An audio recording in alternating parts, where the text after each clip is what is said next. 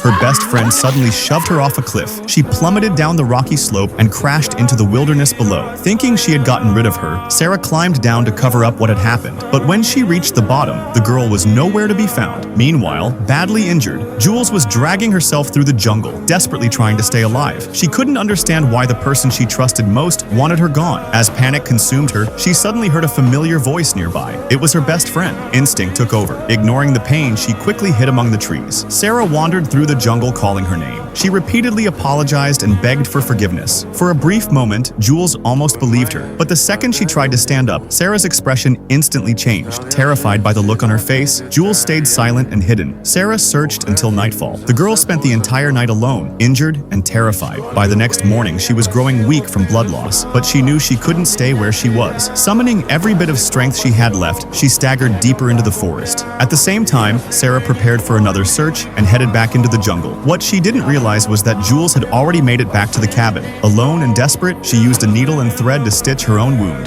The pain was unbearable. Her scream echoed through the area. Hearing it, Sarah rushed back, but by the time she arrived, the girl had already fled again. This time, she escaped across the lake in a small boat. For a moment, she thought she was safe, but Sarah spotted her. Without hesitation, she jumped into another boat and began chasing her. Jules' injury had drained nearly all her strength. Within minutes, Sarah caught up and climbed aboard the girl's boat. Just when it seemed all hope was lost, a nearby neighbor noticed the commotion. Immediately, Jules called out and invited the neighbors over to the house. Sarah had no choice but to act normal and bring her home safely. Once they were alone, Jules finally demanded why had she done it. The answer shattered her. Sarah admitted that she had fallen in love with the girl's boyfriend. Then she issued an ultimatum: leave him. The girl refused. Enraged, Sarah suddenly forced her underwater. As the water closed over her head and panic set in, she agreed to the demand. That evening, while Sarah went to get a bottle of wine, Jules quietly approached the neighbor's wife. Desperate for help, she began trying to explain what had happened. But before she could finish, Sarah walked back into the room.